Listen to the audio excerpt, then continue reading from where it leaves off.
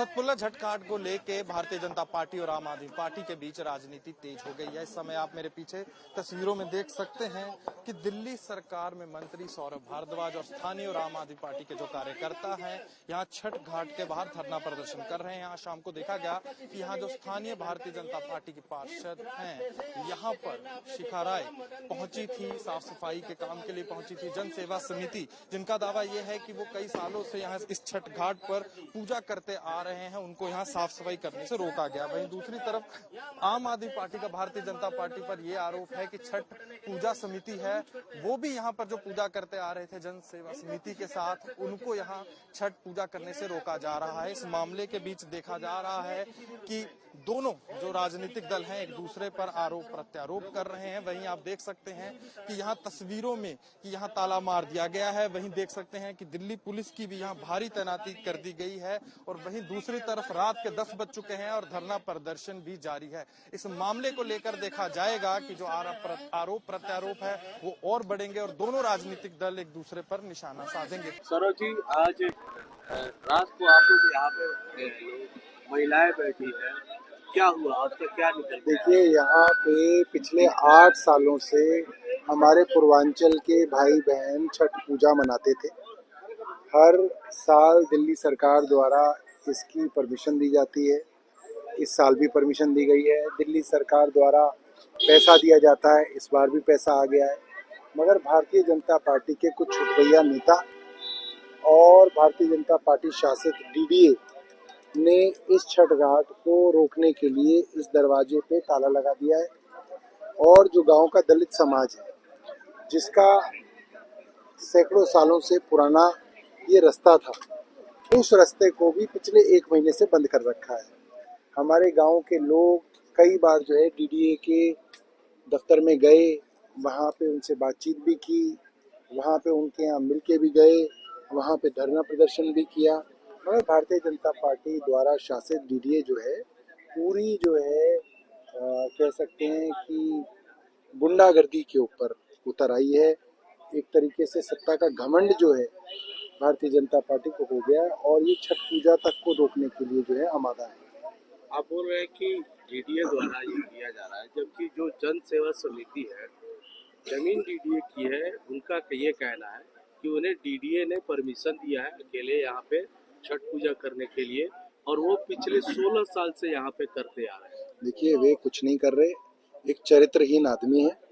उस आदमी के चरित्र के बारे में आप उसके गांव खिड़की गांव में पूछ लीजिए, उसकी अपनी पत्नी से उसके चरित्र के बारे में पूछ लीजिए।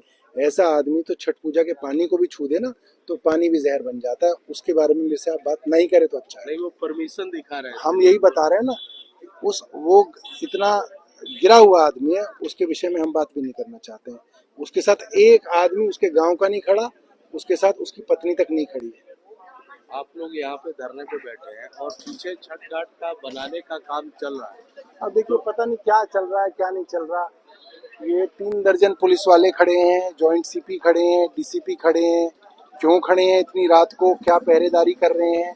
7 तारीख तक क्या ऐसी पहरेदारी हो सकती है? क्या पुलिस के पास और कोई काम पूरे दिल्ली शहर में खत्म हो गया कि भारतीय जनता पार्टी के चरित्रहीन लोगों को इस तरह से बचाया जा रहा है? मैं तो हैरान हूँ कि भारतीय जनता पार्टी आज किस स्तर पे गिर गई है। आप लोग कब तक ऐसे बैठे रहेंगे यहाँ? देखिए, हम यहाँ पे छठ पूजा करा के मानेंगे और भारतीय जनता पार्टी को भी मालूम है और इस चरित्रहीन आदमी को भी मालूम है कि छठ पूजा हम यहाँ पे कराएंगे। यहाँ पे छठ पूजा कराने के लिए आपने डीडीए के अलावा कहाँ से परमिशन? हमने एमसीडी से और दिल्ली ट्रैफिक पुलिस से भी परमिशन लिया है। दिल्ली ट्रैफिक पुलिस ने हमें परमिशन दिया, लेकिन उसके बावजूद मैं आपकी जानकारी में विषय लाना चाहता हूँ कि इन्होंने रामलीला यहाँ की थी। रामलीला के गेट अभी तक लगे हुए थे और वो इसलिए लगा रखे थे गैर कानूनी रूप से ताकि हमारे छठ के गेट वहां पर नहीं लग पाए। कल जो है प्रातः प्रशासन ने उन गेटों को हटाया। 1 महीने से गैर कानूनी रूप से लगे थे बगैर ट्रैफिक पुलिस की परमिशन के। क्या आपको यहाँ छठ पूजा करने के लिए दिल्ली सरकार और डीडीएम के तरफ से कोई फंड भी मिलता है? देखिए, हमारे जनसेवा समिति के नाम पर यहाँ पर फंड अलॉट होता है, परंतु वो फंड ना हमें मिलता है। उस फंड से दिल्ली सरकार जो कुछ सुविधाएं देती है, साउंड सिस्टम और लाइट है, इस तरह की सुविधाएं देती है ना, वो सुविधाएं हमें मिलती है लेकिन हमारे नाम पर वो सारी ग्रांट दिल्ली सरकार से मिलती है, लेकिन डीएम साहब के यहाँ से हमें कोई सुविधा नहीं मिलती। यहाँ तक कि हमारे को पानी के टैंकों तक हमें नहीं मिलते। पानी के टैंकों को यहाँ आने दिया, हम पानी खरीदते हैं। पिछले वर्ष भी 1,10,000 रुपए का हमने पानी खरीदा यहाँ पर, और हमें किसी तरह की सुविधा यहाँ नहीं दी गई। ये लोग आप अपने संस्था के माध्यम से, ये हम अपने संस्था के माध्यम से अपने आपस में लोग कंट्रीब्यूट करके उपाय। लेकिन दिल्ली सरकार तो कहती है छठ पूजा के लिए वो लाखों रुपए का फंड देते हैं। हमें जन सेवा समिति को आज तक 1 रुपया भी नहीं दिया गया, और हमारे नाम पर पैसा जरूर लौटाता रहा है, लेकिन उस पैसे का क्या किया गया ये विधायक जी बताएं, ये मुख्यमंत्री बताएं, क्यों पैसे का क्या हुआ। कितने लोग लगभग आते हैं यहाँ पे? हमारे यहाँ पे हम लोग 4 दिवसीय छठ मनाते हैं। सब जगह 4 दिवसीय नहीं होती, 2 दिवसीय बनाते हैं, परंतु हम 4 दिवसीय छठ मनाते हैं, और यहाँ पर 4 दिन के अंदर कम से कम 40,000 लोग यहाँ पर आते हैं।